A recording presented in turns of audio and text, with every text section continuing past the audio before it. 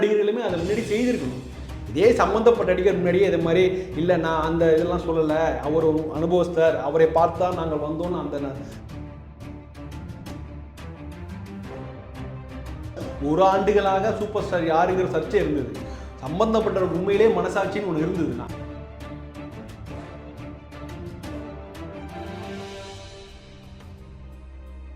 ரஜினி அவர்கள் கலைஞரை பற்றி திமுக மேடையில் பேசுகிறாரு, ராமர் கோயில் திறப்புக்கு போகிறாரு, அதே சமயம் ரஹ்மானோட இணைந்து தர்காவுக்கு போகிறாரு. அப்படி இருக்கிறப்போ அவருக்கு வந்து இந்த சங்கி முத்திரை எங்கேருந்து அவர் வந்து குத்தப்படுறாரா?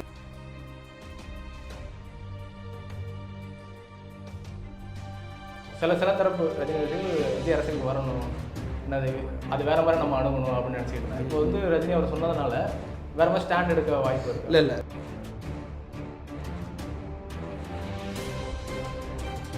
முதல் ரஜினியை புரிந்து கொள்வதுங்கிறது ரொம்ப கஷ்டமான விஷயம். அதை இந்த பேச்சோட மிக முக்கியமான ஹைலைட்டாக நான் நினைக்கிறது,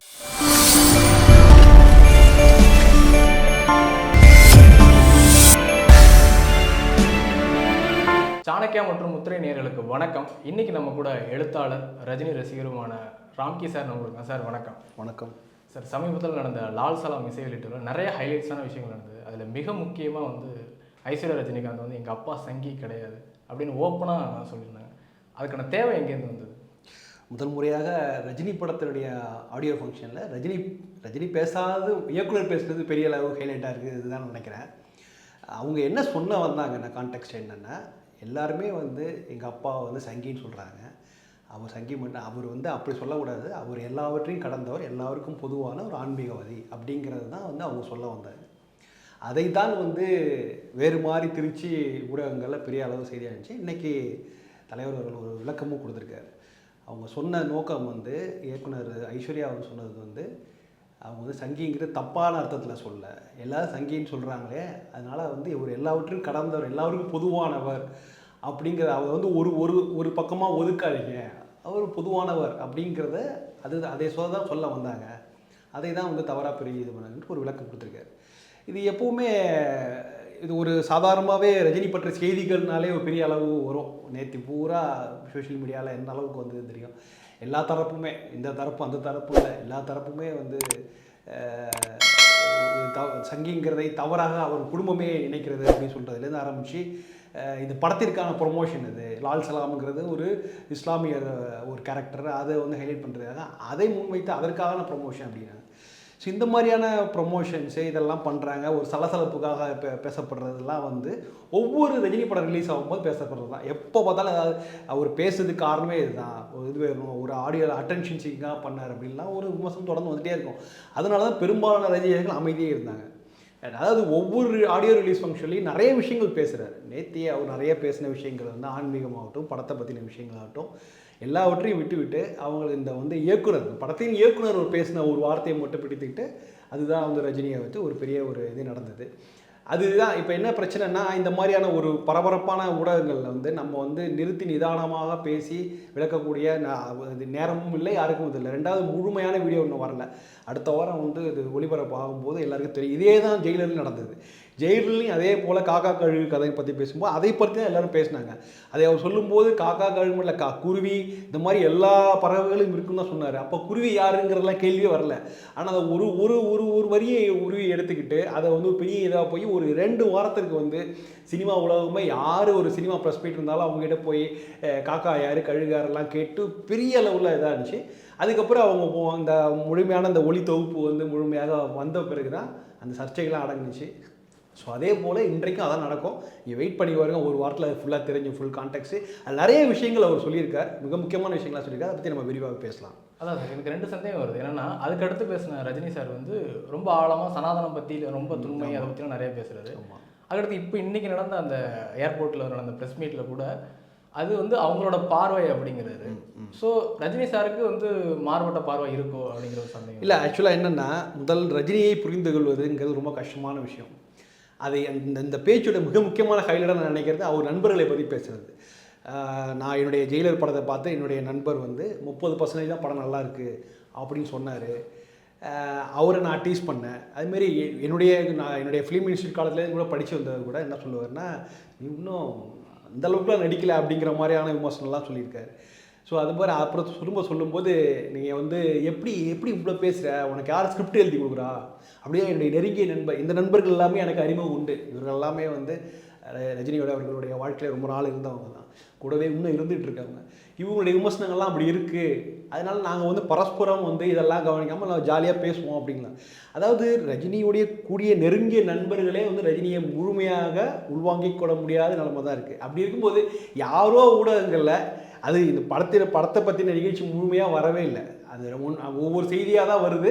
அந்த செய்தியை வைத்து இவர் இப்படி தான் இன்னார் தான் அப்படிங்கிற மாதிரி கொண்டு போகிறதுங்கிறது எந்த அளவுக்கு சாத்தியம் எனக்கு புரியல. எனக்கு அது எதாவது நடக்குதுன்னு தெரில. இது ரஜினி அவர்கள் கூட எத்தனை வருஷம் கூட இருந்தாலும் அவங்கள புரிஞ்சுக்க முடியல. ஏன்னா அவர் வந்து அப்படிப்பட்ட ஒரு கேரக்டர் ஆக்சுவலாக. ஸோ அப்படி இருக்கும்போது இது வந்து கான்ட்ரவர்ஷியல் ஆகும், தெரிஞ்சது தான். எல்லாம் வந்து ரஜினி அவர்களை வைத்துக்கொண்டு யார் மேடையில் என்ன பேசினாலும் அது பெரிய லெவல் ஆகும், ஆகட்டும். அதாவது நாளைக்கு இன்று உண்மை தெரிய வரும்போது அப்போ மக்கள் புரிஞ்சுப்பாங்க. இன்றைக்கி இந்த ஸ்பீச்சோட முழு வெர்ஷன் வெளில வரும்போது அவர் வந்து ஆன்மீக பற்றி, குறிப்பாக இது சனாதனம் பற்றி ரொம்ப சொல்கிறாரு. அதாவது இந்து மதம்ங்கிறது யாருக்கு அது ஸ்தாபகர்கள் கிடையாது. ஸோ ஒவ்வொருத்தவங்களும் பார்த்து புரிஞ்சிக்கிட்டு எடுக்கிற ஒரு தர்மம் தான் ஆக்சுவலாக அது. அதுலேருந்து ஆரம்பித்து அவர் சொல்லியிருக்கிற எல்லா விஷயங்களையும் மிக முக்கியமான விஷயங்கள், இந்த ஒரு வழி பாதைன்னு சொல்கிற விஷயம், அந்த கண்டென்ட் முழுமையாக அது ஆன்மீகம்னு எடுத்துக்கங்க, அரசியல் எடுத்துக்கலாம்.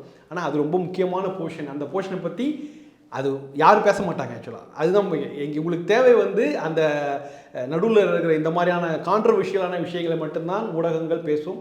அதில் உள்ள முக்கியமான கோர் விஷயங்கள் பேசாது. அந்த கோர் விஷயம் ரொம்ப முக்கியமான விஷயம், அதை அவர் ரொம்ப தெளிவாக நிறையா பேசியிருக்கார். அது வெளில வந்தாலும் நிறைய பேருக்கு தெரியும் நினைக்கிறேன். இன்னொன்று இதை தாண்டி ஒரு விஷயம் என்னென்னா, ரஜினி அவர்கள் கலைஞரை பற்றி திமுக மேடையில் பேசுகிறாரு, ராமர் கோயில் திறப்புக்கு போகிறாரு, அதே சமயம் ரஹ்மானுடன் இணைந்து தர்காவுக்கு போகிறாரு. அப்படி இருக்கிறப்போ அவருக்கு வந்து இந்த சங்கி முத்திரை எங்கேருந்து அவர் வந்து குத்தப்படுறாரா, இல்லை எப்படி அது இதுக்கு எடுத்துக்கிறது? இல்லை, அதாவது நீங்கள் வந்து இது எப்படின்னா, அவர் எல்லாருக்கும் பொதுவானவராக தான் இங்கே இத்தனை ஆண்டுகள் இருக்கார். அரசியல் ஆகட்டும், மேடையில் எல்லா இடத்துலையுமே அவர் வந்து பேசக்கூடிய விஷயங்கள் எல்லாருமே ஒரு காமன் மேனு கன்வின்சிங்கான விஷயங்கள் தான் இருக்கார். அது கலைஞர் 100 மேடையாகட்டும், இன்றைக்கி ஆடியோ ரிலீஸ் ஃபங்க்ஷன், எந்த மேடையாக இருந்தாலும், அரசியல் மேடையாக இருந்தாலும் அவர் பேசுகிற அங்கே விஷயம் வந்து அந்த அந்த அந்த பகுதி, அந்த கோர் குரூப்புக்கு மட்டும் இல்லை, எல்லாருக்கும் கன்வின்சிங்கான ஒரு விஷயமாக தான் அவர் எடுத்து பேசுகிறார். ஸோ அப்படி இருக்கும்போது என்னென்னா, இவர் வந்து இப்போ அயோத்திக்கு கோயிலுக்கு போனது, அதை வைத்து அதில் ஏதாவது ஒரு கான்ட்ரவர்ஷியல் பண்ணலாமோ, அதை வந்து ஒரு சர்ச்சை ஆக்கணுங்கிறதுக்காக செய்தது அது. மற்றபடி இது எல்லாருமே அவர் எப்போதுமே டார்கெட்டாக தான் இருந்திருக்காரு. அது எல்லா விதத்துலையும் எல்லா நாளுமே ரஜினி அவர்கள் டார்கெட்டாக தான் இருக்கார். இன்றைக்கும் அவர் படம் வந்தாலும், வெளியே ரிலீஸ் ஃபங்க்ஷன் இருந்தாலும் இல்லாட்டினாலும் தினமும் வந்து சோஷியல் மீடியாவில் பேசும் பொருளுக்கு ரஜினி தான். ரஜினி பற்றி அவர் ஏன் அந்த ஒரு குறிப்பிட்ட குரூப்போடவே அவர் வந்து இது பண்ணிக்கிறாங்க?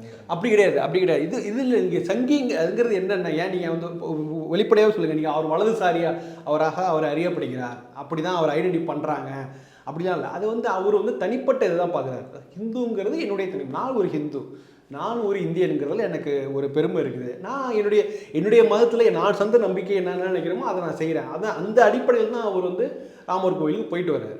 அது அடிப்படையில் தான் அவர் பேசுகிறாரு. ஸோ அவர் பேசின விஷயங்களும் கான்ட்ரவர்ஷியல் ஆகிடுச்சு. அது 500 ஆண்டுகள் விஷயங்கள்லாம் அப்படியே பேசலாம் அப்படின்லாம் வந்துட்டு விமர்சனம், அதுக்குள்ளே எனக்கு விமர்சனம் இருக்குங்கிறார் இயக்குனர் ரஞ்சித்.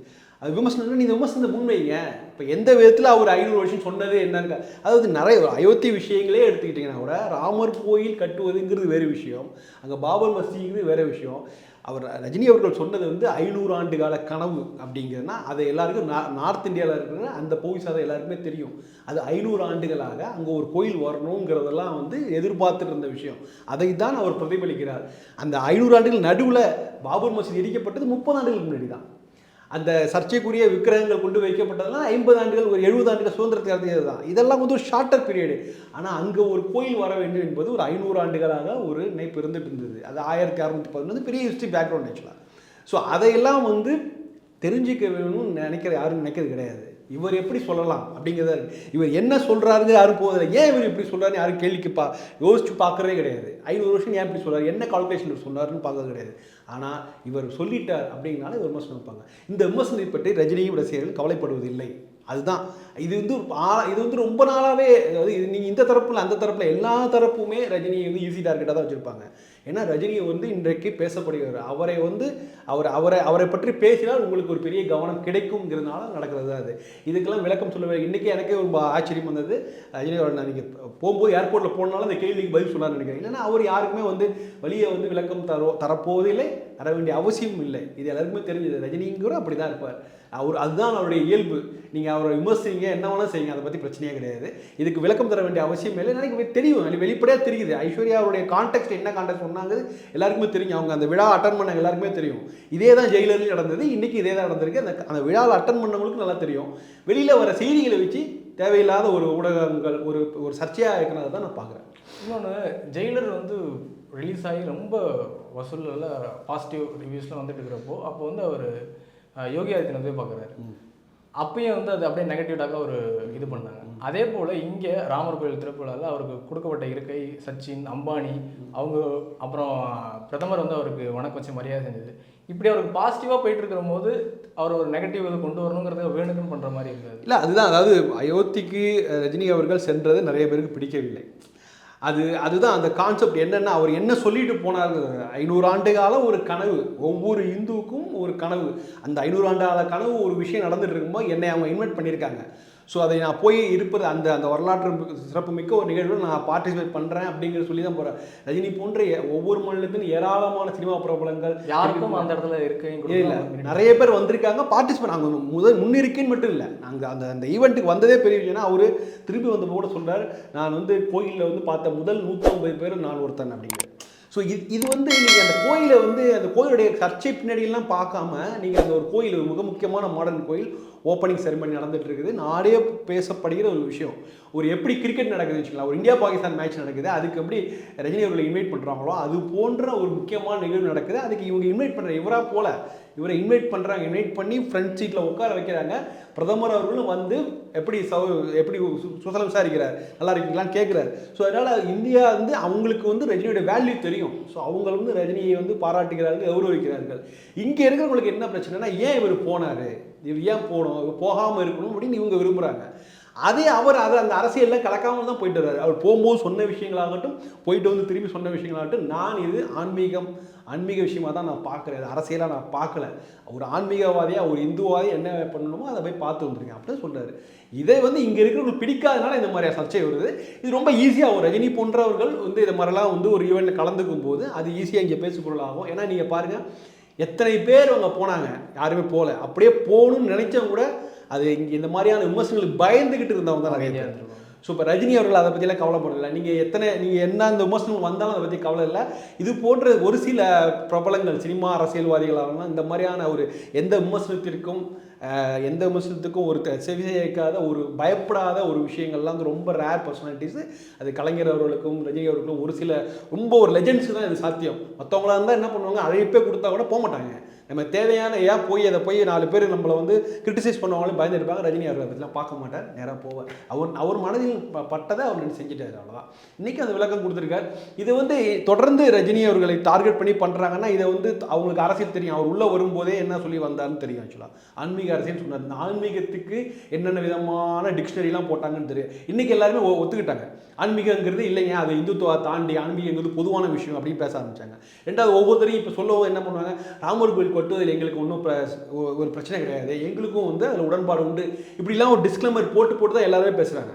அன்றைக்கு 5 ஆண்டுகளுக்கு முன்னாடி எந்த அளவுக்கு ரஜினியை கிரிட்டிசைஸ் பண்ணாங்களோ அவங்க எல்லாம் இன்றைக்கி மாறி, ஆமாம் இப்படி ஒரு ஆன்மீகம் தேவைங்கிற அளவுக்கு இன்றைக்கி புள்ளிக்கு வந்திருக்காங்க. அன்றைக்கி ஏன் அன்றைக்கி பேசுனீங்க, இன்றைக்கி அப்படி பேசுகிறீங்க? ரஜினி அவர்கள் அன்றைக்கி என்ன சொன்னாரோ அதுதான் இன்றைக்கி சொல்கிறார்.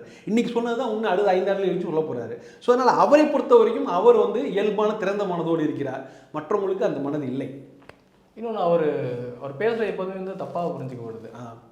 அவரே அந்த ஆடியோ லான்ச்சில், லால் சலாம் ஆடியோ லான்ச்சில் கடைசியில் சொல்கிறாரு, நான் அந்த காக்காக்களுக்கு கதை அதை நான் வந்து சாதாரணமாக சொன்னால் நான் ஏன் வந்து தப்பாக புரிஞ்சுக்கிட்டீங்க. அதிகம் அந்த ஸ்ட்ரெயிட் ஃபார்வர்டாக அந்த மாதிரி ஒரு கான்ட்ரவர்சி பில்ட் ஆகிட்டு ஒரு 2 ஆக்டர்ஸ் ஃபேன்ஸுக்கு மத்தியில் அது யாராக இருந்தாலும் அப்படியே விட்டுருப்பாங்க. ஆனால் அவர் வந்து முன் வந்து இதில் லிப்பாட்டுங்க போதும் அப்படின்னு சொல்கிறதுக்கான ஒரு ஓப்பன் ஸ்ட்ரெயிட் ஃபார்வர்டாக ஏன் அதை சொன்னார்? இல்லை, அதாவது இப்போ நீங்கள் இந்த எல்லாருமே ஒரு சினிமா பத்திரிகையாளர்லாம் இது ஒரு பெரிய விஷயமா பேசுகிறாங்க. நான் என்ன சொல்கிறேன், இது வந்து முதல்ல ஜெயிலர் ஆடியோவிலே இந்த ஃபங்க்ஷன் ஸ்டார்ட் ஆகுதுன்னா அதுக்கு ஆரம்ப புள்ளி அது கிடையாது. அதற்கு முன்னாடி அந்த 1 ஆண்டுகளாக சூப்பர் ஸ்டார் யாருங்கிற சர்ச்சை இருந்தது. சம்பந்தப்பட்ட உண்மையிலே மனசாட்சின்னு ஒன்று இருந்ததுன்னா, இல்லை சரி அவங்க தான் செய்ய மாட்டாங்க, பத்திரிகையாளர் பேசுகிறாங்களே, தினமும் வந்து சினிமா பற்றி பேசுகிற பத்திரிகையாளர்கள் மனசாட்சி இருந்ததுன்னா ஏன் 1 ஆண்டு காலமாக சூப்பர் ஸ்டாருங்கிற சர்ச்சை வந்துட்டு இருக்குது, அதுக்கு முற்றுப்புள்ளி பண்ணி யாராவது பேசுனாங்களா? இல்லை, ஏன்னா அவங்களுக்கு ஒரு கண்டென்ட் வேணும். ஸோ அதனால் அவங்க பேச அவங்களுக்கு இது ஒரு சந்தோஷமாக அவங்களும் அதை ஒரு பெரிய கான்ட்ரவர்ஷியல் டாபிக் எடுத்துகிட்டு போகிறாங்க. ஓராண்டு காலம் கிட்டத்தட்ட ஒரு வருஷம் தொடர்ந்துகிட்டு இருந்தது. சூப்பர் ஸ்டார் யார், இன்றைக்கு அவர் நிஜமான அவர் சூப்பர் ஸ்டார் இல்லை அப்படின்லாம் சொல்லக்கூடிய வகையில் ஒரு பெரிய கான்ட்ரவர்சி இருந்தது. அந்த நேரத்தில் தான் இந்த கதை வந்து, இந்த கதைக்கும் சூப்பர் ஸ்டார் டைலுக்கு எந்த சம்பந்தமும் இல்லை. அவர் பொதுவாக தான் சொன்னார். இன்னும் அவர் சொன்ன அந்த காக்கா போன்ற விஷயங்கள் வந்து ஒரு ஒரு ஆன்மீக பரப்பில் பெரிய அளவில் நீங்கள் அந்த இடத்துல வந்து யாரை வேணாலும் பொருத்தி பார்க்கலாம். அவர் பொறுமையாக சொன்னார். ரெண்டாவது அவர் சொன்ன விஷயங்களில் தன்னுடைய தொழிலில் தன்னுடைய கேரியரில் வந்த அனுபவங்கள்லாம் சொன்னார். அதெல்லாம் வந்து பெரிய அளவில் போய் சேராத அளவுக்கு இந்த கான்ட்ரவர்சியில் பார்த்துக்கிட்டு அதெல்லாம் தடுத்து இதெல்லாம் சொன்னாங்க. ஸோ இவ்வளோலாம் பண்ணி சொன்ன பிறகும் அதற்கப்புறம் வந்து நடந்த சம்பவங்கள்லாம் எல்லாருக்குமே தெரியும். நம்ம வந்து அதை திரும்ப ஸ்டேஜ் போட்டு வேறு அதை வந்து ரொம்ப கிரிட்டிசைஸ் பண்ணி எல்லாம் பண்ண இன்றைக்கே ஒரு பெரிய மனிதர் அவர் பெருந்தன்மையோடு வந்து சொல்கிறார், இதுமாரி நான் வந்து அந்த நேரத்தில் சொல்லலை, நீங்கள் அதை போய் எடுத்துக்காதீங்க, இதை எடுக்கிறதுனால ஒன்றும் பிரச்சனை எனக்கு ஒன்றும் குறைந்து போவதில்லை. ஆனால் தேவையில்லாமல் ரசிகர்கள் சண்டையை இது பண்ண வேணாம். ஏன்னா ரஜினி அவர்கள் வந்து ரஜினி ரசிகர்கள் போகும்போது நம்ம எம்ஜிஆர் சிவாஜி ரசிகர் காலத்துலேருந்து ஒரு பெரிய பாரம்பரியமே இருக்குது. 2 நடிகர்களுக்கு இடையில சண்டைகள்லாம் வந்து யாருமே வந்து தடுத்து அதை வந்து அது சமாதானம் பண்ணதே கிடையாது. அதுதான் நான் கேட்க வரேன். இதுக்கு முன்னாடி ரஜினி ரசிகர்கள் விசஸ் கமல் ரசிகர்கள் இருக்கும்போது கண்டிப்பாக சண்டைகள்லாம் இருந்திருக்கும். அதை என்னைக்காவது அட்ரஸ் பண்ணி பேசியிருக்காரு?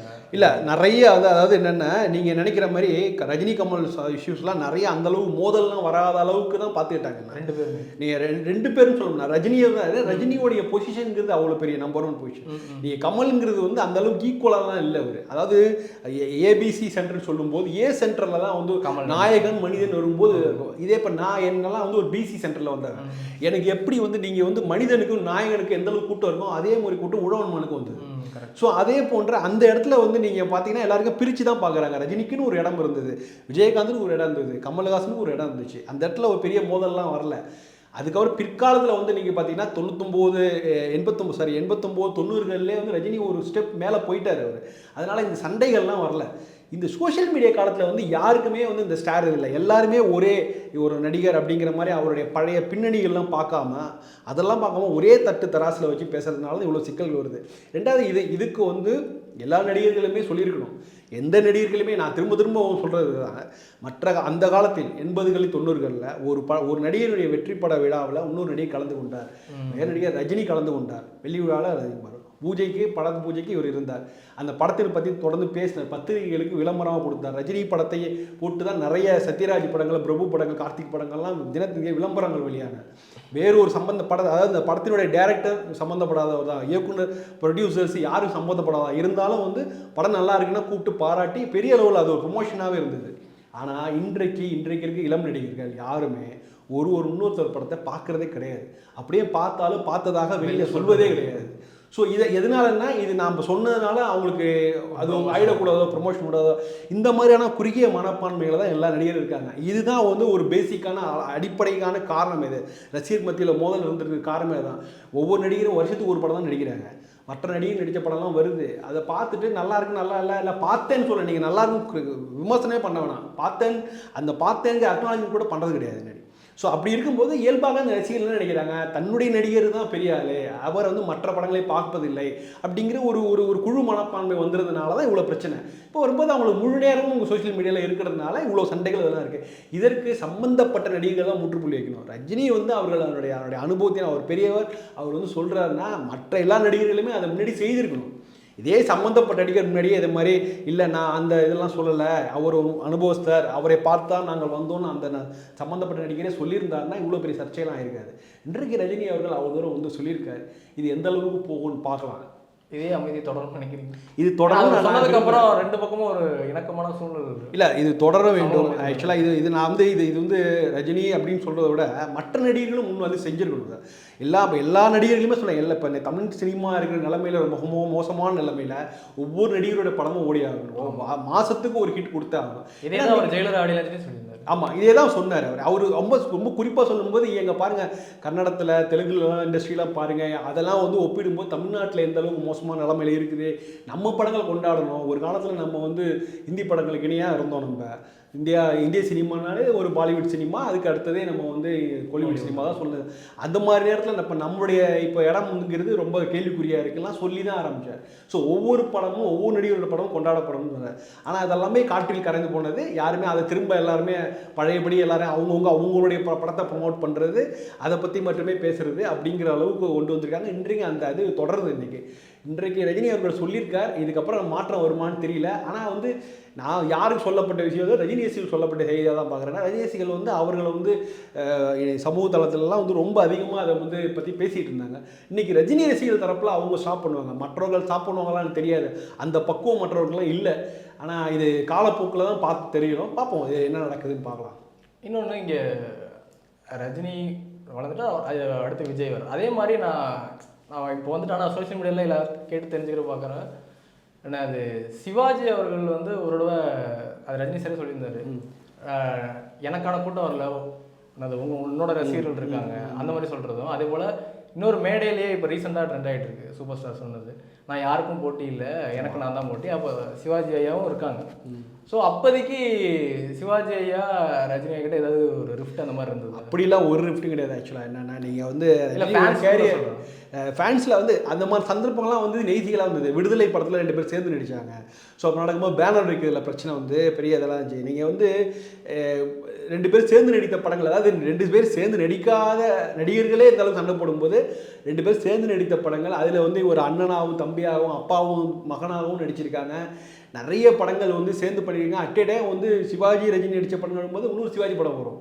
ஸோ இந்த மாதிரிலாம் இருக்குது. நீங்கள் இப்போ 83 வந்து ஒரு பக்கம் தங்க மகன், இன்னொரு பக்கம் வந்து வெள்ளை ரோஜா, இப்படிலாம் வந்த படங்கள்லாம் இருக்குது. அந்த நேரத்துலாம் அந்த இடத்துலாம் பெரிய கிளாஷ்லாம் இருந்தது கிடையாது. ஏன்னா சிவாஜிக்கான உயரம், அதுக்கான இடம், ரஜினிக்கான இடம் அப்படிலாம் நிறையா இருந்தது. ரெண்டாவது நீங்கள் 80களில் பார்க்கும்போது படங்கள்லாம் ரொம்ப குறைவு, ரஜினி படங்கள்லாம் ரொம்ப குறைவு. நாங்கள்லாம் ஏங்கியிருக்கோம் ரஜினி படங்கள் வந்து பார்க்கணுது, ஏங்கியிருக்கோம். ரஜினி படங்கள் வராத போது மற்ற படங்களை பார்த்து பழகியிருக்கோம். அப்படி பார்த்து தான் நாங்கள் விஜயகாந்த் படம், பாக்யராஜ் படம், சத்யராஜ் படம்லாம் பார்க்க ஆரம்பிச்சது காரணம் அதுதான். ஸோ அப்படி இருக்கும்போது எல்லாருக்குமே வந்து ரஜினி அப்படிங்கிற ஒரு விஷயம் வந்து பிடிக்கும் எல்லாருக்குமே. அந்த ரஜினி படம் வராத போது மற்ற படம் பார்த்தாலும், இப்போ நீங்கள் பிரபு வந்து ரஜினி கூட நடித்தாருன்னா எல்லா படம் பார்ப்பாங்க. அந்த காம்பினேஷன்ஸுக்கு எல்லாம் கரெக்டாக இருக்காவும். அது யாரும் பிரித்து பார்த்ததெல்லாம் கிடையாது அன்றைக்கும். இன்றைக்கு நிலைமை வந்து என்னென்னா, ஒவ்வொரு நடிகருமே வந்து தாங்கள் மட்டுமே ஒரே ஸ்டாராக நினச்சி அப்படி பண்ணி, அப்போ ரசிகர் மனதிலும் அப்படி ஒரு தோற்றம் வந்ததுனால உள்ள சிக்கல் தான் வழிய. இது 80-90கள் தான் உண்மையிலே தமிழ் சினிமாவோட கோல்டன் பீரியட் ஆக்சுவலாக. இன்றைக்கு வந்து ஒரு தனித்தனி தீவாகிட்டாங்க. அதுக்கு வந்து முழுக்க ரசிகர்கள் காரணம் சொல்ல முடியாது, நடிகர்களுடைய அணுகுமுறை அதுதான் உங்களுக்கு பிரச்சனை. அவர்கள் நடிகர்கள் அணுகுமுறை மாற்றிக்கணும். இன்றைக்கி இருக்கிற இண்டஸ்ட்ரியோட சுச்சுவேஷனுக்கு நாம் வந்து எல்லாரும் ஒரு படம் வரும்போது எல்லாராலையும் கொண்டாடப்பட வேண்டும். அது இன்றைக்கி நடக்கிறது இல்லை. அது நடக்காததுக்கு காரணம் வந்து நடிகர்கள் தான். ரசிகர்கள் பாவம், அவங்களால என்ன பண்ண முடியும்? அவங்க வந்து கையில் இருக்க சோஷியல் மீடியாவில் அவங்களுக்கு வந்து ஒரு இதாக தான் அவங்க பண்ணிகிட்டு இருக்காங்க முடிய. ரசிகர்களை இதில் பெரிய குறை சொல்கிறதுக்கு எது இல்லை, நடிகர்களை தான் நம்ம வந்து குறை சொல்லி ஆகணும். அதே போல் அந்த ஆடியன்ஸ் மேடையிலேயே விஜய் பற்றி பேசும்போது இன்னொன்று சொன்னார், இந்த மாதிரி அவர் அரசியலுக்கும் வர போகிறாரு அப்படின்னு சொல்லிட்டு, அப்புறம் நான் ஒரு வெல்விஷஸாக தான் இருக்கேன் அப்படிங்கிறாரு. அதுபோல் ரஜினி ரசிகர்கள் வந்து இந்த செக்மெண்ட் நடக்கிறதுக்கு முன்னாடி சில தரப்பு ரஜினி ரசிகர்கள் விஜய் அரசியலுக்கு வரணும், அது வேற மாதிரி நம்ம அணுகணும் அப்படின்னு நினச்சிக்கிட்டு இருந்தாங்க. இப்போ வந்து ரஜினி அவர் சொன்னதுனால வேற மாதிரி ஸ்டாண்ட் எடுக்க வாய்ப்பு இருக்குது. இல்லை ரஜினி ரசிகர்கள் பொறுத்த வரையும் ரொம்ப ஹார்ம்லெஸ் நியூட்ரலான ஒரு ஃபோர்ஸ் தான் ஆக்சுவலாக. அப்படித்தான் ரஜினி ரசிகர்களை ரஜினி பழக்கப்படுத்தியிருக்கிறார். இன்னாருக்கு எதிராக செயல்படணும் அப்படின்லாம் அவர் நினச்சதில்லை. ரெண்டாவது, ரஜினி அவர்கள் அரசியலில் ஆக்டிவாக இருந்த காலத்திலும் சரி, நான் வந்து ஒரு அரசியல் அதாவது நீங்கள் 96 பிரச்சாரத்தில் கூட என்ன சொன்னார்னா, தேர்தல் பிரச்சாரம் போது அவர் சன் டிவியில் பிரச்சாரம் பண்ணும்போது கூட, இது என்னுடைய கருத்து, நான் சொல்கிறேன் ஏற்றுங்க, இதற்காக நீங்கள் போய் தேர்தல் பணிகளில் ஈடுபட வேண்டிய அவசியம் இல்லை, தேவைப்பட்ட நான் பூப்பர் தான் சொன்னார் எல்லாருமே. அது மாதிரி என்றைக்குமே அவர் வந்து ரசிகர்களை வந்து தன்னுடைய இப்படி நான் என்னுடைய நிலைப்பாடு 2004 கூட அவர் என்னுடைய நிலைப்பாடு இதுதான், என்னுடைய நிலைப்பாடு, இதை வந்து ஏற்றுக்கொள்ளாத என்னுடைய ரசிகர்களோட விருப்பம் அப்படின்னு தான் ரசிகர்கள் விட்டபடியே அது வந்து கைட் பண்ணதே கிடையாது. ரஜினி விஷயத்தில் ரசிகர்களை அணுகுறது வந்து ரொம்ப டிரான்ஸ்பரண்ட்டாக இருந்தவர். இந்த மாதிரி அப்பப்போ மீட்டிங் போட்டு செயல்முறை கூப்பிட்டு இனிஷியேட் பண்ணி அவங்கள்ட்ட பத்திரமில் வெட்டு பத்திரம் கையெழுத்து வாங்கினதெல்லாம் ரஜினி கிடையாது. அவர் வெளிப்படையாகவே ஒரு பொதுக்கூட்டமாக தான் பேசினார். அவர் ரசிகர்களோட சந்திப்பே வந்து எல்லா கேமராக்களையும் எல்லா பத்திரிகையாளருக்கும் அழைப்பு வர டிரான்ஸ்பரண்ட் நடந்தது தான். இன்றைய வரைக்கும் அப்படி தான் நடந்துட்டு இருக்குது. அதனால் அவர் வந்து இதில் வந்து இதெல்லாம் அவர் ஒரு பெரிய ரோல் மாடல், அவர் பெரிய விஷயம் ஆக்சுவலாக இப்படி தான் வந்து ஹேண்டில் பண்ணணும்னு சொல்லிட்டு. ரஜினி ரசிகர்களுடைய நிறை குறைகள்லாம் அவருக்கு தெரியும். அதனால் அவர் வந்து இப்படி டைரக்ட் பண்ணலாம் சொல்லவே போகாது. அவர் சொல்ல மாட்டார். இப்போ குழுக்கள் கூட இருக்கும். இல்ல அது மாதிரி இல்ல. நீங்க ரஜினி ரசிகர், விஜய் வருகை பத்தி நீங்க என்ன நினைக்கிறீங்க? இல்லை, அதாவது எந்த நடிகர்கள் வந்து அரசியலுக்கு வந்தாலும் நம்ம வரவேற்கணும். ஏன்னா ஒரு புது ஐடியாஸோட வருவாங்க. கொள்கையில் ஒன்றும் பெரிய இதெல்லாம் இல்லை, இடது வலது கொள்கை தான் இருக்க போகுது. ஒரு புதுசாக ஒரு செயல் திட்டங்கள் வரும்போது ஒரு ஃப்ரெஷ் மைண்ட் ஏதாவது வந்ததுன்னா புதுசாக ஏதாவது செஞ்சாங்கன்னா செய்யலாம். ஏன்னா அப்படி வந்து சத்துணவு திட்டங்கிறது என்ன, நீங்கள் ஒரு ஃப்ரெஷ் ஐடியா எம்ஜிஆர் கொண்டு வந்தது தான். அப்படி தான் வந்தது எல்லாம். நீங்கள் வந்து என்ன கொள்கையில் வராங்க, என்ன பேக்ரவுண்டில் என்ன சொல்லி வராங்க, என்ன செயல் திட்டம் என்ன அப்படிங்கிறதா முக்கியம். அதனால தான் வந்து ரஜினி அரசியலுக்கு வரும்போதும் கிடைத்த வரவேற்புங்கிறது அதுதான். ரஜினியை வந்து கொள்கைவாதி, இவர் ஏதோ செப்பலாம், அவர் என்ன புதுசாக என்ன பண்ண போகிறாரு. நீங்கள் யார் வந்தாலும், எந்த துறை நடிகர்கள் எந்த துறை வந்தாலும் மக்கள் என்ன கேட்பாங்கன்னா புதுசாக என்ன பண்ண போகிறீங்க. நீங்கள் ஆல்ரெடி இருக்கிற அதுதான் பொலிட்டிக்கல் பார்ட்டிஸ் ஆல்ரெடி இருக்காங்களே, அவங்க பண்ணுவாங்க. நீங்கள் வர்றவங்க நீங்கள் என்ன புதுசாக பண்ணுவீங்க அப்படின்னு கேள்வி கேட்பாங்க. ஸோ அதுக்கான கேள்வி உங்ககிட்ட அந்த கேள்விக்கான பதில் உங்கள்கிட்ட இருக்கணும். நீங்கள் விஜய் ஆகட்டும், சூர்யா ஆகட்டும், யாருன்னா வரட்டும், நீங்கள் என்ன புதுசாக பண்ண போகிறீங்க. அந்த புதுமையான விஷயத்தை நம்ம வந்து இங்கே தமிழ் அரசியலில் வந்து கொண்டு வரதுக்கு ரொம்ப கஷ்டமான விஷயம். அது ஒரு யங் மைண்டட்லாம் பண்ண முடியும். அட்லீஸ்ட் சொல்ல வரார வந்து அவர் என்னன்னு சொல்லட்டும். அவருடைய செயல்திறன், நான் கொள்கையை எதிர்பார்க்கவே இல்லை, யாருக்கிட்டமே கொள்கை கிடையாது. தேமுதிகன்னு ஒரு கட்சி இருந்தது, அதோடைய கொள்கை என்ன இன்றைய வரைக்கும் ஒரு கேள்விக்குறி தெரியாது. விஜயகாந்த் மட்டும்தான். விஜயகாந்த் என்ன சொன்னார், அவர் போய் பாமர மக்கள் மனதில் போய் பேசினார். நான் வந்து ரேஷன் கடைக்கு நீங்கள் போகணும், ரேஷன் கடை பொருட்கள் உங்கள் வீட்டுக்கு ஓட்டு வரும். சின்ன கான்செப்ட் தான். அந்த கான்செப்ட் இதெல்லாம் எப்படி பண்ணுவார் இவரெல்லாம் பண்ண முடியுமா அப்படிலாம் சொன்னாங்க. கொரோனா காலத்தில் நடந்தது, வீடு தேடி வந்து பணம் கொடுத்தாங்க. ஸோ அதே இன்னும் அதை அப்படியே இம்ப்ரூவ் பண்ணி போனால் இன்னும் வீட்டில் ஒன்று டெலிவரி பண்ணால் உங்களுக்கு சேஃபாகவும் பொருட்கள் டெலிவரி பண்ண முடியும். யார் வாங்குறாங்கங்கிறத ரேஷன் கடை பொருட்கள் யார் கரெக்டான ஆட்களுக்கு போதாங்கிறது நம்மளால் கரெக்டாக சொல்ல முடியும். ஸோ அது மாதிரி சின்ன ஐடியாஸ் தான். அந்த சின்ன ஐடியாஸ்லேருந்து அவங்க கொண்டு போகணும். அது மாதிரியான ஐடியாஸோட விஜய் அவர்களோ சூர்யா அவர்களோ வேறு யார் வந்தாலும் கொண்டு வந்தாலும் நான் வரவேற்பேன். பட் இது கொள்கைக்கெல்லாம் நான் போகவே இல்லை. அவங்க வரட்டும், வந்து பார்க்கட்டும், அதெல்லாம் பண்ணிட்டோம். இதுக்காக வந்து இந்த சண்டையினால் ரஜினி ரசிகர்கள் இப்படி ஒரு ஸ்டாண்ட் எடுப்பாங்க. அதெல்லாம் ரஜினி ரசிகர்கள்ங்கிறது ரொம்ப நியூட்ரலான ஆட்கள், ரொம்ப நியூட்ரலான ஆட்கள். அவர் அதுவும் அது இது இந்த ஃப்ரீடம்ங்கிறது வேறு யாருக்குமே கிடைக்காது. நீங்கள் நான் தமிழ்நாடு முழுக்க பாருங்கள். நீங்கள் வந்து நான் ஒரு விஷயம் சொல்கிறேன். ஒரு 40-45 ஆண்டுகளாக ரஜினி ரசிகர் மன்றங்கள் இருக்குது. எந்த விதமான பதவி சண்டைகள்லாம் கிடையாதுங்க. அங்கங்கே இருக்காங்கலாம். அப்படி ஒரு லயன்ஸ் கிளப்பில் கூட போனீங்கன்னா ஒரு ரொட்டேஷன் பேசிஸில் அவங்க தலைவர் மாற்றவங்கலாம் மாற்றாங்க. ஒரு சின்ன சங்கங்களில் கூட இப்போ சண்டைகள்லாம் வரும். தமிழ்நாட்டில் இருக்கிற ரஜினி ரசிகர்கள் நீங்கள் அவங்க அதிகமாக இருக்காங்களா கம்மியாக இருக்காங்களா அதெல்லாம் இருங்க. ரஜினி ரசிகர்களால் என்றைக்காவது போய் ஒரு பஞ்சாயத்து, ஒரு தகராறு, ஒரு காவல் நிலையத்தில் வழக்குன்னு பார்த்தீங்கன்னா நிச்சயமாக இருக்காது. அதுமாரி இருக்காது. இது மாதிரியான வேறு ஏதாவது ஒரு அமைப்போ வேறு ஏதாவது நீங்கள் என்கிட்ட சொல்லுங்க பார்ப்போம். எதுவுமே சொல்ல முடியாது. சாதாரண ஒரு சின்ன அமைப்பால் கூட அந்த மாதிரியான ஒரு கட்டுக்கோப்பாக இருக்க முடியாது. இத்தனைக்கும் ரஜினி அவர்கள் அவர் நேரடியாக ரசிகர்களை வழி நடத்துவதில்லை. இது வந்து செல்ஃப் டிசிப்ளின் தான். அது ரசிகர்களுக்கு வந்து அவங்களுக்கு வந்து காலகாலமாக அப்படியே பழகிட்டாங்க. இதனால் இவருக்கு இன்னாருக்கு எதிராக செய்யணுங்கிற அவசியமே இல்லை. அவர்கள் வந்து யார் ரஜினியர்களை இழிவுபடுத்தும் போது அவர் பதில் அளிக்கிறாங்க, அவ்வளோதான் முடியும். மற்றபடி இல்லை. மற்றபடி எல்லாருமே அவங்க பொறுத்த வரைக்கும் நியூட்ரல் ஃபோர்ஸ் தான். ஆக்சுவலாக எல்லாருக்குமானவர்கள் எல்லாருமே இங்கே இருக்காங்க. அதனால தான் திரும்ப அவர் ஐஸ்வர்யா அவர்கள் சொன்னது கூட, ஏன் நீங்கள் அவரோட சங்கின்னு சொல்லி ஒதுக்குறீங்க. ரஜினி அவர்களும் ரஜினி ரசிகர்களும் எல்லாருக்கும் பொதுவானவர்கள், எல்லாருக்கும் பொதுவானவர்கள். அவர்கள் ஒரு ஆன்மீகவாதிகள் சொன்னவர்கள். அவங்கள நீங்கள் இப்படின்னு நீங்கள் வந்து கேட்டகரி பண்ணவே முடியாது. ரொம்ப கஷ்டமான விஷயம். ஆக்சுவலாக நீங்கள் ஒதுக்காதீங்கன்னு சொல்கிறது தான். இது வந்து ஐஸ்வர்யாவோட குரலுங்கிறது ஒரு ரஜினி ரசிகனுடைய குரல் தான் நான் பார்க்குறேன். அது யாரையும் கண்டிஸ் பண்ணாதீங்க. அவரும் எல்லாருக்கும் பொதுவானவர்.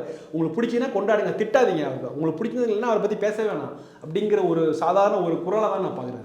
இல்லை, இன்னொரு பொதுவான விஷயம் என்னென்னா, அவர் இந்த யோகி ஆதித்யநாத்தை பார்த்துட்டு வந்ததுக்கப்புறம் எல்லாம் என்ன சொன்னாங்க, அவ்வளோதான் ஜெயிலர் வசூல் வந்து கொஞ்சம் தடைப்படும் அப்படின்னு. ஆனால் அது அதே ஃப்ளோவில் போயிட்டே தான் இருந்தது. ஸோ இங்கே வந்து அவர் வந்து இந்த மாதிரி சொல்லி ப்ரூவ் பண்ண வேண்டிய அவசியம் இல்லை. எதுக்கு திருப்பி அதை வந்து அவங்க வந்து இனிஷியேட் பண்ணுறாங்க? மேபி இந்த படத்துக்காகவா அப்படிங்கிற ஒரு இது இல்லை. ஒரு படம் வந்து நல்ல படமாக இருந்தால் ஓடப்போகுது. ஆக்சுவலாக நீங்கள் ஒரு படம் வந்து அந்த ஒரு படத்தில் சொன்ன காட்சிகளை பற்றி ஏதாவது ஒரு பேசியோ அதை ப்ரொமோட் பண்ண வேண்டிய அவசியம்லாம் இல்லை. அது ஒரு இன்றைக்கி படத்தோட வேல்யூங்கிறது ஷார்ட் வேல்யூ தான். ஒரு 3 நாள் 4 நாள் தான். நீங்கள் 3ஆவது நாளே தெரிஞ்சிடும் அந்த படம் நல்லா இருந்து அடுத்த வாரத்தை கொண்டு போக போகிறாங்க, அவ்வளோதான். இதில் போய் அவர் போய் பார்த்தாரு அதனால் வந்து இதெல்லாம் இதெல்லாம் கிடையாது. அவர் அன்றைக்கி போயிருந்தார், அந்த பக்கம் போயிருந்தார், அயோத்தி கோயில் போயிட்டு பார்த்துருந்தார். அவர் தன்னை ஒரு தனிநபராக ஒரு இதாக நினைக்கிறார். அதில் சென்று இதே வேண்டுமென்றே கான்ட்ரவர்ஷியல், அதாவது இந்த படம் வந்து ஹிட்டானா இதனால உடனே படம் கலெக்ஷன் ட்ராப் ஆகிடும் அப்படிலாம் சொல்லி, இது வேறு அது வேறு. இது ஒரு பெரிய மாஸ் மீடியா. ஆக்சுவலாக இந்த படங்கிறது ஒரு பெரிய ஒரு லட்சக்கணக்கான மக்கள் இன்றைக்கு வந்து ஜெயிலரை எத்தனை பேர் வந்து பார்த்துட்டு போனாங்க. எல்லாம் மக்கள், பெண்கள், குழந்தைகள் எல்லாம் குடும்பமாக ரிப்பீட் ஆடியன்ஸ் வந்தாங்க. அதெல்லாம் வந்து ஒரு சின்ன செய்தியோ சலசலப்பை ஏற்படுத்தாது. படம் நல்லா இருக்கும், பிடிச்சிருக்கு, வந்து பார்க்குறாங்க. இது வேற அது வேற. ரஜினி அவருடைய படமும் சரி, அவருடைய பேச்சும் சரி, ரெண்டுமே டோட்டலாக டிஃப்ரெண்ட்டாக தான் இருக்கும். அதுதான் அங்கே அதுதான் இவருடைய பர்சனல் லைஃப்ங்கிறது வேற. அவருடைய வீடு வந்து ஒரு சினிமா நடிகரோட வீடு மாதிரி இருக்காது. அவருடைய அலுவலகம் வந்து சினிமா நடிகர் அலுவலகம் மாதிரி இருக்காது. அது வேற பர்சனல் லைஃப், இது வேற அப்படிங்கிறது. இந்த இந்த இந்த லைனை வந்து ரொம்ப வருஷத்துக்கு முன்னாடியே, இன்றைக்கி இல்லை, ஒரு 30 ஆண்டு 40 ஆண்டுக்கு முன்னாடியே இந்த லைனை ட்ராப் பண்ணி வச்சிருக்காரு. ஸோ அதனால் இதை யாரும் மக்கள் குழப்பிக்க மாட்டாங்க, ரஜினி ரசிகர்களும் குழப்பிக்க மாட்டாங்க. இந்த படம் இதை செய்கிறதுனால இந்த படத்துக்கு வந்து ப்ரொமோஷன் அப்படின்லாம் எதுவும் கிடையாது. இந்த ப்ரொமோஷன்ஸ்லாம் பண்ணி தான் ஆகணும். நான் ஒரு எழுத்தாளராக நானும் என்னுடைய புக்கை ப்ரொமோஷன் பண்ணணும்னு நினைக்க தான் செய்வேன். ஆனால் அது எப்படின்னா, புக்கு ரிலீஸ் ஆகும்போது, புக் ரிலீஸ் ஆகிறதுக்குள்ள பல பேரை போய் சென்றடைவதாக சில விஷயங்கள் நம்ம செய்து தான் ஆக வேண்டும். அதில் எந்த சந்தேகம் இல்லை. ஆனால் இதற்காக அரசியலை கையில் எடுத்து பண்ண வேண்டிய அவசியம் யாருக்கு இல்லை, ஒரு நடிகருக்கும் எழுத்தாளருக்குலாம் அதெல்லாம் தேவையே இல்லாத விஷயங்கள் தான். இன்னொன்று சார், இப்போது விஜய் வந்து அந்த ரஜினியை வந்து எப்படி பார்த்தாரு, அண்ணாமலை தம்பி, அது போல் பல மேடைகளில் அவரே சொல்லியிருக்காரு, அவங்க அப்பாவும் சொல்லியிருக்காங்க, ரஜினி சாரை பார்த்து தான் வந்து அவரே வந்தார் அப்படின்னு. அப்படி இருக்கிறப்போ இன்னொரு தனியார் விருது வழங்குகளால் அதையும் வந்து தம்பிராமையை மென்ஷன் பண்ணி சொல்லியிருப்பார். ரஜினி அவர்கள் விஜய்கிட்டேருந்து அவார்டு வாங்குவார். ஆமாம். ஸோ இப்படி அந்த உறவு போயிட்டுருக்கிறப்போ திடீர்னு வந்து விஜய் வந்து எப்படி ரஜினி அவர்களை வந்து கொஞ்சம் நகர்த்திட்டு தன்னை தனியாகவே ப்ரொஜெக்ட் பண்ண ஆரம்பிச்சிட்டாருன்னு நீங்கள் பார்க்குறீங்க ஒரு ரஜினி ரசிகராக? இல்லை, ஏன்னா அதுக்கப்புறம் அவர் மென்ஷன் பண்ணுறதே இல்லை. ஏன்னா அதுக்கப்புறம் வந்து அவர் வந்து எம்ஜிஆர் ரசிகராக மாறிட்டாருங்கிற மாதிரி ஒரு டாக் ரஜினி ரசிகர் பற்றியில் அது ஒரு விமர்சனம் மாதிரியே வைப்பாங்க. இல்லை, ஆக்சுவலாக என்னென்னா, நீங்கள் நான் எந்த பாதையில் போகிறேன் அப்படிங்கிறத பொறுத்து இருக்குது. அவர் மனதில் ஒரு திட்டம் இருக்கலாம்.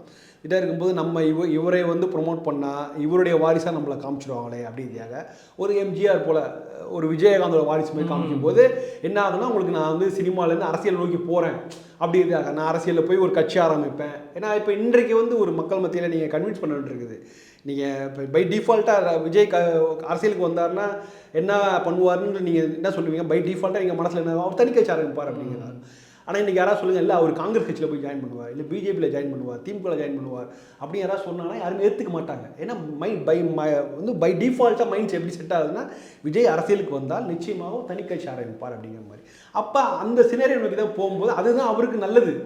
அதுதான் அவருடைய பாப்புலாரிட்டியை இன்க்ரீஸ் பண்ணுறதுக்கு என்ன காரணம்னா, தனி கட்சிங்கிற நான் வந்தால் தனி கட்சியோட வருவேன்னு சொன்னால் மட்டும்தான் அவரால் அரசியலில் ஈடுபட முடியும். ஏதோ ஒரு கட்சியில் ஜாயின் பண்ணுறதுக்கு அவருக்கு எதுக்கு, அவர் ஏன் அரசியலுக்கு வரார்? ஸோ அப்படி இருக்கும்போது தன்னை வந்து ஒரு எம்ஜிஆராகவும் விஜயகாந்தாகவும் தன்னை காத்து கொண்டு வேணும் அப்படின்னு ஒரு அரசியல் ஆசை இருந்ததுனால தான் அவர் அந்த இதை மாற்றிட்டாருங்க. எஸ், கரெக்டாக, கண்டிப்பாக அப்படி அது இருக்கிறனால தான். அதாவது அரசியல் ஆசை, நான் ஒரு கட்சி ஆரம்பிப்பேன், இதை மாதிரி வருவேன், ஒரு முதல்வராகவும் ஒரு எதிர்கட்சி தலைவராகவும் நான் வருவேன் அப்படிங்கிறது காமிச்சிக்கிறதுக்காக தான் அவர் என்ன சொல்கிறார், இந்த தன்னை வந்து ரஜினியோடைய வாரிசாவோ கமல் வாரிசாவோ இதெல்லாம் ஒதுக்கிட்டு இந்த மாதிரி இந்த அரசியலுக்காக தான் காமி பண்ணுறாரு அவர். அந்த காரணம்னா அதுதான் முக்கியமான காரணம். ரெண்டாவது, ரஜினியுடைய பாதிப்பு இல்லாமல் வேறு யாரும் வர முடியும்? எந்த நடிகராலையும் ரஜினியோட பாதிப்பு இல்லாமல் வரவே முடியாது. அது அரசியலாகட்டும் சினிமாவாகட்டும் எதாக இருந்தாலும் நீங்கள் ரஜினியோட பாதிப்பு இல்லாமல் நீங்கள் எதுவுமே பண்ணவே முடியாது. ஸோ அவர் தன்னை வந்து இந்த நீட்சியாக காமிக்கும் போது அவருக்கு இன்னொரு லைஃப் டைம் கூடுது. அவர் வந்து அரசியலை நோக்கி போகிறாருங்கிறது கன்ஃபார்ம் ஆகுது. இன்றைக்கு வந்து அரசியலுக்கு அவர் வருது உறுதியாகிவிட்டது. அதெல்லாம் பிளான் பண்ணி பண்ணுறது தான் ஆக்சுவலாக. ஸோ இது வந்து அவருக்கு கை கொடுக்கு தான் நினைக்கிறேன். ஏன்னா ஒரு கட்சி ஆரம்பிக்கும்போது இந்த சில விஷயங்கள்லாம் பண்ண வேண்டியிருக்குது. ஸோ அதுக்கு முன்னாடி இவரை நான் வந்து எல்லாரையுமே நீங்கள் வந்து இது சொல்ல முடியாது, என்னுடைய வாரிசு சொல்ல முடியாது. நான் வந்து என்னுடைய சுயபிம்பம், நான் பெரிய ஆளே, நான் வந்தேன்னா கட்சி ஆரம்பிப்பேன் அப்படிங்கிற சொல்லுவேன். இன்றைக்கு இப்படி இருக்க ரஜினியை ஒதுக்குவார், நாளைக்கு கொஞ்ச நாளில் விஜயகாந்தையும் ஒதுக்குவார், நாளைக்கு எம்ஜிஆரையும் ஒதுக்குவார். ஏன்னா நீ வரும்போது எம்ஜிஆரை விட நான் விஜயகாந்தை விட நான் வந்து அரசியலில் பிற மாற்றங்களை செய்வேன், அவர்களை விட ஒரு உச்சத்துக்கு போவேங்கிறத நீங்கள் சொல்ல வேண்டிய தேவை உங்களுக்கு இருக்கும். அப்படி இருக்கும்போது அந்த காலகட்டத்தில் அவர் என்ன பண்ணுவார், எம்ஜிஆரையும் ஒதுக்கி விடுவார், விஜயகாந்தையும் ஒதுக்கி விடுவார். இதுதான் எல்லாருக்கும் நடக்கும். இந்த ஸ்ட்ராட்டஜி வைஸ் பார்க்கும்போது அது கரெக்டு தான். ஏன்னா நீங்கள் இதை முடிவு பண்ணிட்டீங்க அரசியலுங்கும் போது, அப்போ இந்த ஸ்ட்ராட்டஜியை நீ கையில் எடுத்தாங்க. கடைசி ஒரே ஒரு கேள்வி என்னென்னா, நீங்களே இந்த பேட்டியில் சொல்லியிருந்தீங்க ரஜினி அவர்களை புரிஞ்சு கொள்ளவே முடியாது அப்படின்னு. அதுபோல் நிறையா முரண்பாடான கேள்விகள் இருக்குது. அவர் படத்தில் ஒரு மாதிரி இருக்கார், நிஜ வாழ்க்கையில் ஒரு மாதிரி இருக்கார். ஸோ உங்களோட பார்வையில் அவர் வந்து எப்படி நீங்கள் புரிஞ்சுருக்கீங்க? என்னாலையும் புரிஞ்சிக்க முடியாது. நான் வந்து ரொம்ப தீவிரமான ரஜினி ரசிகன். அவர் அந்த மன்றத்தில் நிறைய செயல்பாடுகளில் பண்ணியிருக்கேன். அவருடைய எண்ணங்கள் இதெல்லாம் வந்து ரொம்ப ஸ்பீடாக இருக்கும். அவர் என்ன நினைக்கிறாருங்க நீங்கள் கெஸ் பண்ண முடியாது. நீங்கள் அவர்கிட்ட பேசிகிட்டு இருக்கும்போது அவருடைய மைண்டு வேறு திங்க் பண்ணிகிட்டே இருக்கும். அதாவது ரொம்ப நம்ம வந்து பெரிய ஸ்டாரு, நம்ம பார்க்குறவங்களாம் நம்மளுடைய ரசிகர் அப்படிலாம் அந்த மாதிரியான ஒரு மைண்ட் செட்டே அவர் கிடையாது. அவர் ரொம்ப இயல்பாக இருப்பார், ரொம்ப இயல்பாக கேள்வி கேட்பார், என்ன எப்படி இருக்குது படம்லாம் கேள்வி கேட்பார். அதுமாரி தன்னுடைய சுற்றி இருக்கிற வட்டாரம் இருக்குல்ல, அதுதான் நான் சொல்கிறேன். இந்த இந்த லால் சலாம் ஆடியோ ஃபங்க்ஷன்லேயே அவர் பேசின பகுதியோட முக்கியமான ஹைலைட்டாக அவர் நண்பர்களை போய் சொல்கிறது தான் முக்கியமாக பார்க்குறேன். ஏன்னா அப்படிப்பட்ட நண்பர்கள்லாம் அவர் கூட இருக்காங்க. அவர் கூட இருக்கிற எல்லா நண்பர்களுமே ரொம்ப இயல்பானவர்கள். அவர்கள் வந்துமே சிவாஜி பெரிய நடிகர்னாலும் யாரும் சொல்கிறாங்க, ரொம்ப இயல்பாக இருப்பாங்க. நான் உங்களுக்கு ஒரு அனுபவத்தை சொல்கிறேன். சந்திரமுகியோட சில்வர் ஜூப்ளி ஃபங்க்ஷன் நடக்குது. முன் வரிசை ஃபுல்லாக, எனக்கு முன் வரிசை, அதுக்கு முன்னாடி நிறைய வரிசை இருக்காங்க. முன் வரிசையில் அவருடைய நண்பர்கள் தான் எல்லாமே, ஃபிலிம் இன்ஸ்டியூட்டில் படித்த எல்லாரும் தான். மேடையில் வந்து ரஜினி அவர்கள் பேசுகிறாரு, கலைஞர் அவர்கள் பேசுகிறாரு. அப்போல்லாம் இவங்களுடைய நண்பர்கள் யாருமே வந்து பெரிய ரெஸ்பான்ஸ் காமிக்கல. அந்த படத்தில் வந்து அந்த ஒரு கிளிப்பிங்ஸ் வந்து சிவாஜியோட கிளிப்பிங்ஸ் நவராத்திரியில் வரும், இரவினில் ஆட்டம்னு ஒரு கிளிப்பிங்ஸ் வரும். அதை பார்த்துட்டு எல்லா நண்பர்களும் அவருடைய நண்பர்கள் எல்லாம் இருந்துச்சு கை தட்டினாங்க. எல்லாரும் கை தட்டிட்டு எல்லாருமே சிவாஜி மாரி நடிக்க முடியுமா அப்படின்ட்டு. ஸோ அவருடைய வட்டாரம் வந்து அந்த வட்டாரத்தில் போய் அவர் சொல்லும்போது அவங்களுக்குள்ள மதிப்பை கொடுப்பாரு. அவங்க எல்லாருமே தீவிரமான சிவாஜி கணேசன் ரசிகர்கள். புரியுது. கண்ணாடியை பார்க்க இப்போ இந்த மாதிரியான ஒரு சூழல், அந்த என்வரான்மெண்ட்டு, இந்த செட்டப்பு, அவருடைய ஆட்கள்லாம் வந்து இந்த மாதிரி வேறு எந்த நடிகருக்கும், வேறு எந்த அரசியல்வாதிக்குமே இருக்கிறதுக்கான வாய்ப்பே இல்லை. நான் அதை வந்து உறுதியாக சொல்கிறேன். நீ எந்த கட்சி தலைவராகவே பாருங்க, அவர் சுற்றி இருக்கிறவங்கலாம் இருக்காங்க, ஐயோ உங்களை மாரி உண்டான்னு சொல்லுவாங்க. அதுமாதிரி எந்த நடிகருக்கும் இப்படி ஒரு வட்டாரம் ரொம்ப அந்த நடிகரை கொண்டாடக்கூடிய ஒரு வட்டாரம் இருக்கும். ஆனால் இவருக்கு அதெல்லாம் இல்லை. அந்த இயல்பாக அப்படி ஒரு வட்டாரம் இருக்கிறதுனால தான் இன்றைக்கி அது அவருடைய வெற்றிக்கு முக்கியமான காரணம் அதான். அவர் தரையில் கால் வைத்து நிற்கிறார். அவருக்கு தெரியும் கிரவுண்ட் ரியாலிட்டி என்னன்னு. அவர் சுற்றி இருக்கிறவங்களும் வந்து அவரை வந்து அவருக்கு என்ன நடக்குதுங்கிறத அவங்க கம்யூனிகேட் பண்ணிட்டே இருப்பாங்க. ஸோ இதுதான் அவருடைய பெரிய வெற்றி காரணம். இதை நான் நேரடியாக பார்த்து உணர்ந்துருக்கேன் எல்லாத்தையும்.